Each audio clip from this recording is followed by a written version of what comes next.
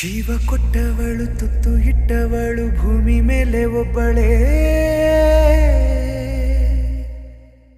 ಪ್ರಾಣ ಒತ್ತೆ ಇಟ್ಟು ಜನ್ಮ ನೀಡುವಳು ತಾಯಿ ಇಲ್ಲಿ ಒಬ್ಬಳೇ